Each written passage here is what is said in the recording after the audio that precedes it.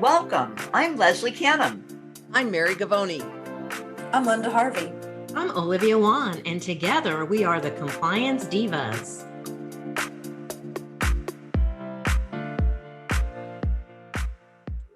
Hi, this is Leslie Canham, and welcome to the Compliance Divas podcast. I'm going to be your moderator for today's program, and our topic is respiratory protection for dentistry.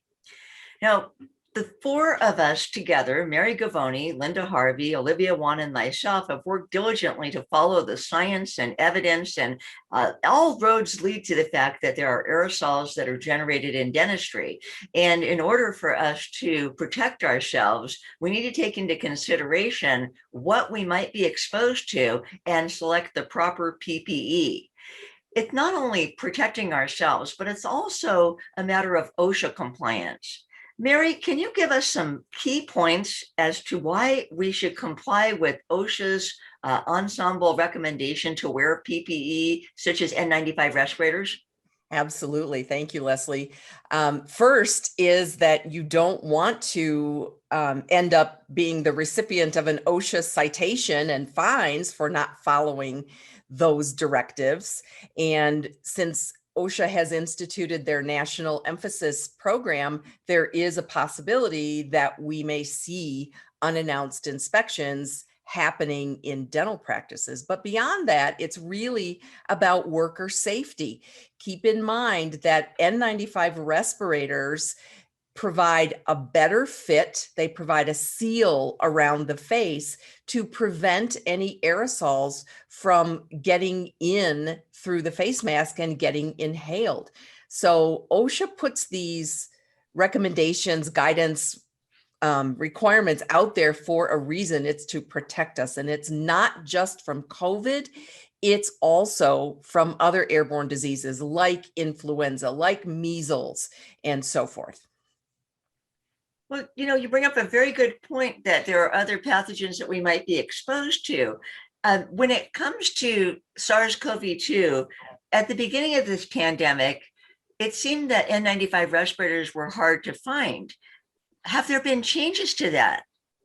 Absolutely, there have been changes. There are several manufacturers of respirators that have now moved their production facilities to the US to avoid long delays in getting them imported from Asia and other countries. And because we're not in a crisis management situation anymore, they are readily available from dental suppliers. The downside is that they may not be available in a good selection of sizes, but they are still available. And many people still believe that because they weren't available, for example, last summer when we were opening practices up again, that they're still not, but they are. Linda, you have something to add. Yes, this is a great point. When we think about using an N95 respirator, ideally, our clients and the teams should be looking for surgical N95 respirator masks, right? Because there was so much confusion that we all spent time learning about last year, which was all the differences in the mask, why a level 3 wasn't sufficient. It wasn't just because it didn't fit tightly, it's because it didn't have the right filtration, particulate filtration. And then the surgical N95 mask provides that fluid resistant capability that we need so much with aerosol generating procedures. Good point, Linda. Now, back to Mary, just a couple questions about what would happen if OSHA walked into a dental practice, conducted a surprise inspection, and they have respirators, but they've not gone through the proper steps of creating a respiratory protection program, training on how to don and doff, things like that. What do you think would be the end result? Well, it certainly could result in a citation and fines. And we've seen that happen. We've seen some examples of that. One from the state of Massachusetts, which was a very good example of lack of a written respiratory protection plan and a lack of training and a lack of fit testing of the N95 respirators. So you would be hard pressed to argue your way out of that if you were cited for that. even trying to say that N95s weren't available and you couldn't get them, inspectors have actually asked for proof that you tried to get them. So we encourage folks to keep a log of their attempts to order them and what the results of that were. But yeah, I think not only could there be a citation and a fine, OSHA would expect that all to be corrected by the time an inspection was completed. And I understand there are many dentists who are now paying citations and fines for not following these temporary COVID standards, which include proper respiratory protection. That leads me to a few questions for Olivia. Olivia, you have a unique perspective on the legal world, being not only an attorney, but also having a dental background. And can you tell us a little bit more about the requirements for these written plans and medical evaluations? How important is that? Thank you, Leslie. It's very important to be in compliance with OSHA to avoid citations. And of course, we want to promote safety for our team. So that is a component that we must comply with. So when respirators are in use, there should be a respiratory protection program that is written and current. And the plan would address different things such as selecting respirators, how to maintain the respirators. It would discuss the medical evaluations, fit testing, and so forth. And with that said, very important to make sure that the medical evaluation is completed prior to the fit testing process. Without satisfying that necessary requirement, then a dental office would be very susceptible to a violation. Now, the medical evaluation is key because we need to ensure that the employee or the provider is able to wear a respirator. And the purpose is to make sure that they are not only physically able to wear a respirator, but that physiologically that they can work while wearing a respirator. And so this medical evaluation would determine if the user is going to be a good fit with a respirator. Now, these can be done online, and they also can be performed as occupational clinic. We could even use OSHA's questionnaire that's available on the internet. However, if we download the questionnaire, the results are confidential. So that information is not shared with the employer. So if an employee downloads the written questionnaire, it should be placed in a sealed envelope and presented to their healthcare professional, and should require clearance before wearing a respirator. Now, some of the questions we get, well, what would disqualify someone from wearing a respirator? And if you look at the questions, you see that they're screening the individual to determine whether there's emphysema, shortness of breath, heart attack, stroke, heart failure. So there's multiple medical conditions that a person may have that it would not be recommended for that individual to wear a filtering face piece respirator. And when the employee is cleared, they should maintain that document of clearance in the confidential medical records as part of their permanent file. So I could be willing to wear a respirator, but I might not be medically cleared to wear a respirator. Are there any alternatives for people who don't meet that medical clearance? That would be our concern. Now, we're suggesting if someone fails the medical evaluation process, that they should talk to their medical professional about what they do for a living and what those risks are, not only to COVID, but as Mary mentioned earlier, influenza, measles. And so there's other airborne contaminants that they would be at risk for contracting. So we always encourage that that individual consult with their healthcare professional. And just to see that process, I actually did a medical evaluation on myself online just to see what that process looked like, and the document that I would put in my medical record had I still served as a dental assistant. And the document clearly stated, you have been approved to use a respirator, no restrictions on respirator use for conditions specified. So if I was working in a dental office, that document would be very important to place in my confidential medical record. So in other words, the employer can see whether someone's been cleared or disqualified, but not the contents of the evaluation. That would be considered to be confidential, just the clearance. That's exactly right. So that information, if it's a paper form, is between the employee and the healthcare professional, not their dental office. Mary, you had something to add to that. I did, Leslie. Thank you. Let's use a dental hygienist as an example, and they're using an ultrasonic scaler. If they can't be cleared because of medical reasons to wear a respirator, then they should not be going to a lower level of protection just because they can't wear one. What they should do is look at what are the alternatives to an N95 respirator, such as a PAPR, a powered air purifying device, or there are some other devices on the market that are considered to be equivalents of that. But I'd look at a PAPR, because you should never, especially when you're generating aerosols from an ultrasonic scaler, never lessen the requirements because you can't meet that N95 standard. Olivia, you had something else you wanted to mention. I wanted to share that out of the hundreds and hundreds of medical evaluations that we have processed, there have only been 2 people that failed the medical evaluation. And so it's a very small number of people that are not cleared. We deal with more people just simply not wanting to wear them.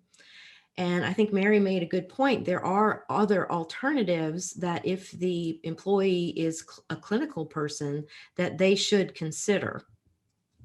Absolutely. And if someone does have other health conditions or underlying conditions, they would want to be perhaps more careful than to just rather go the other direction and be less protected. Just one other point I wanted to ask, Olivia, if someone had difficulty knowing what the steps are to put together a respiratory protection program, could they find a checklist somewhere to assist them in getting this started?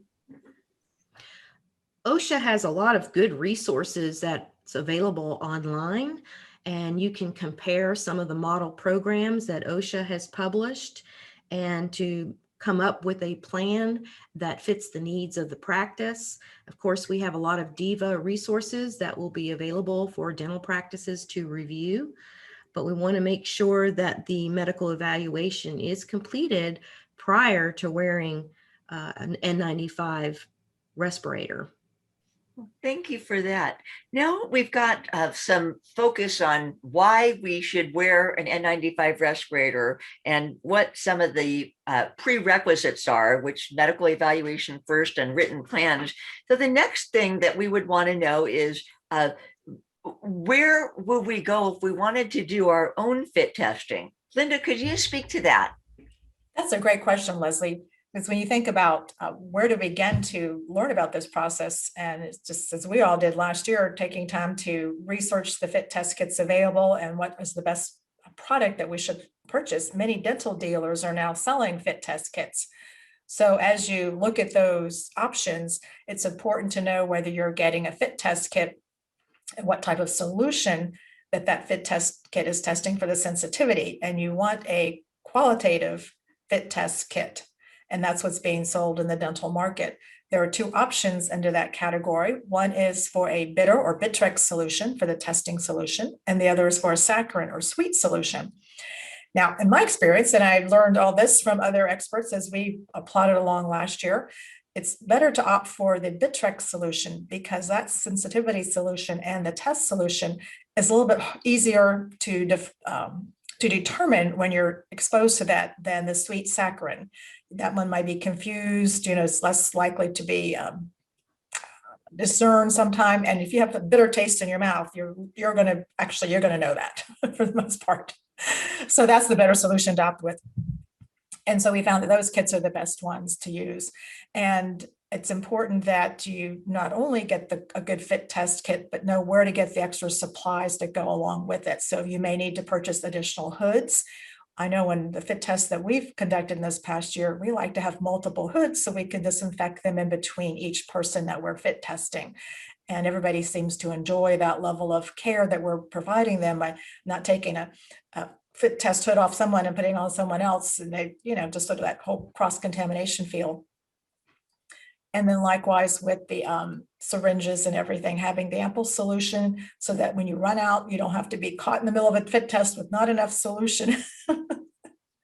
I'll tell you a quick story, Leslie, and I keep learning this the hard way, that if I don't have my fit test nebulizers assembled properly, the fluid will leak out. And so if you're on your last syringe, last vial of solution, or there's not much left in your bottle, and you won't have a net for that fit test. So it's important to take good care of your supplies and make sure that you have ample product when you go out to do a fit test. That kind of reminds me of my dental assisting days when I would run out of something while I was working chairside, and I'd have to get up and go and get it and come back and unglove and reglove, and how angry I was at myself for not having been prepared, but also I could see my doctor ticking off the minutes in his mind. Well, on that note, it is a little embarrassing because they've set aside time in the practice for you to come and do fit testing for the team, and you certainly don't want to waste their precious time. But I found that it takes, speaking of time, I found that it takes about half an hour for each person, maybe a little bit less depending on the questions. But when I do a fit test, I like to review the user seal check with the person, even if they've watched all the videos and we've done some training ahead of time. I think that one-on-one coaching really goes a long way for them to be sure that they're wearing it, and that then I'm reinforcing with them one-on-one the reasons that we're wearing this mask and how best to protect themselves, and just kind of encourage them to be compliant and be safe. That also brings to mind that when you have someone who is a program administrator, that person would be probably the person that could do the fit testing. Although anyone can do that, right, Linda? Anybody can be trained to do a fit test, Leslie. There are, in addition to the types of training that we took, we're proud to say that the Divas now have a compliance fit test video and resource. So we'll be telling them more about that as we go through the podcast today. And so you can see that resource on our website, thecompliancedivas.com. And in addition to the fit test video, we have a whole resource guide with numerous documents that are helpful to not only learn to conduct your own fit tests within your practice, but also resources where you can look and read for additional information and all kinds of guides.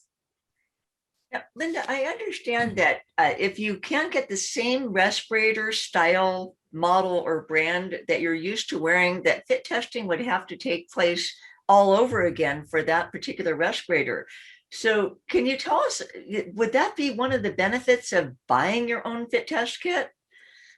Absolutely, Leslie, because what we found last year is we helped all of our clients, as many of our Divas did, to become compliant with the initial fit testing last year. So to back it up just a moment, remember last year OSHA suspended the annual fit test requirement, but they did not suspend or waive the initial fit test requirement. So that does include any time you're changing mask. The mask that you purchased last year may not be the mask that you're using this year.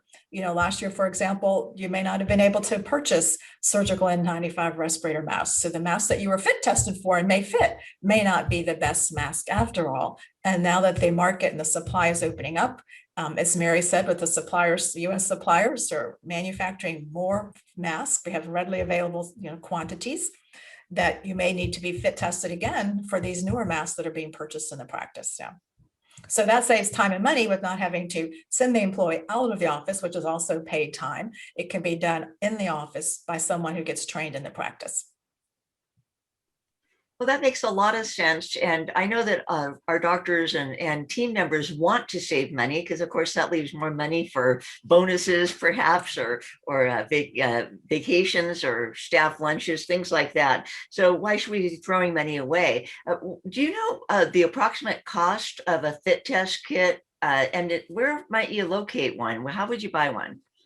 Fit test kits, I think, run around $200, $300, and the dental supply companies are selling them now. So they can easily check with their dental supply company. You can go to your dental dealer and Mhm. ask and make sure that you have the qualitative fit test, if I understood you correctly, and also that you have your recommendation is the Bitrex solution over the suite, because it's more difficult for someone to hide their reaction. I imagine it's probably like biting into a lemon. Yes, exactly, Leslie. That's all correct. And another point, I have heard that there are disposable fit test hoods. In fact, one of my clients, they're an oral surgery practice with a large number of team members. And what they've done is they have the disposable hood and they write each team member's name in, marking pin on the front of the hood. So when they do come across this problem of not finding the same respirator that they had ordered in the past, if they have to fit test again, they save each person's hood, so that each person is wearing their own disposable hood, and they roll them up. They roll up just like a poster would roll up and store them. And then if they have to use it again, it's easily available. It's a great idea. Great idea. So, anything to add to that? For the Divas? Well, then what I'd like to do is let me ask Mary. Was that something you wanted to add to your portion there? Yeah, just excuse me, just a couple closing comments. We have heard so much information in the news media about the confusing information we just got from the CDC about eliminating wearing face masks if you are a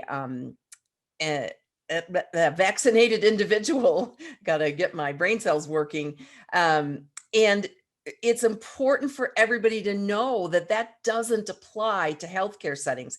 And if you go to the CDC website, cdc.gov, cdc.gov, you can download a copy of those latest interim guidance documents. And in the comments section about the changes, it clearly says it doesn't apply to healthcare settings.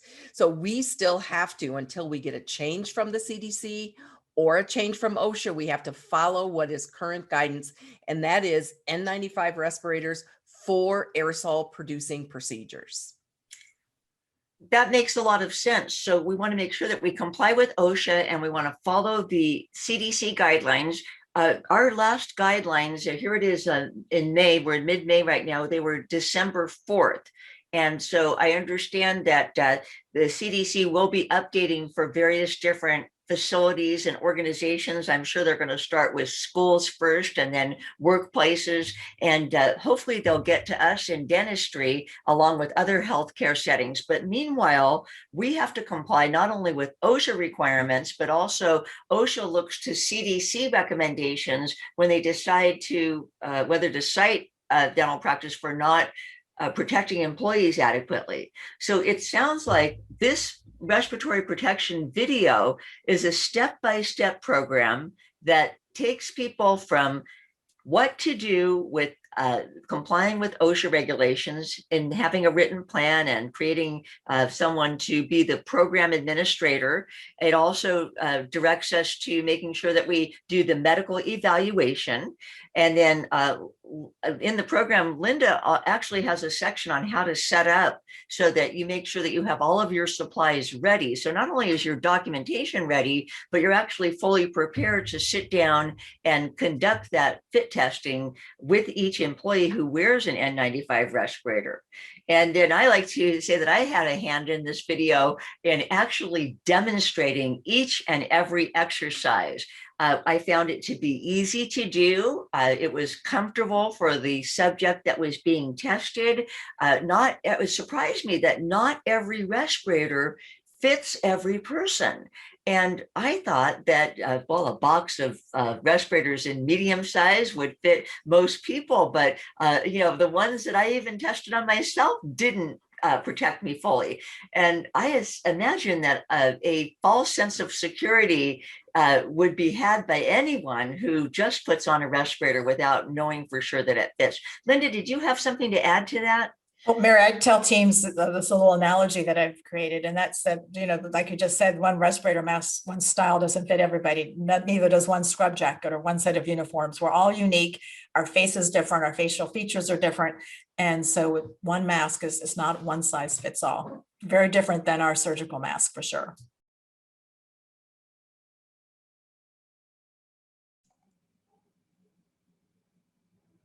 That makes a lot of sense, Linda. And in order to be compliant with OSHA, in order to protect our practice and our valuable team members, and this is an industry where my understanding from what I'm hearing is that we are seeing valuable team members leave the profession and not come back because they're afraid that they might be exposed to something that would be detrimental to their health. And over this last year, a lot of us have time to contemplate what it is that we need to do to have a good work-life balance and good health. I know for myself, I'm still struggling with some 20-something COVID pounds, and I know that it's important to feel comfortable not only in your own skin, but in your PPE and in your workday, knowing that that you are not facing something that could cause you to perhaps lose your ability to be able to work, or something that you could pass on to your family. And if there's any other comments, or any of the divas want to add to that at this point before we close out this podcast? Okay, well, just want to let you know that we do have support at thecompliancedivas.com for any questions. We love your questions. Please send them in and we'll be certain to address them at our weekly podcast. And we also want to make sure that you tune in to our weekly Diva podcast, because our mission is to provide clarity and simplicity on compliance for dental professionals. Thanks so much for joining us, everyone. I'm Leslie Cannon, and I hope to see you again through the podcast next week.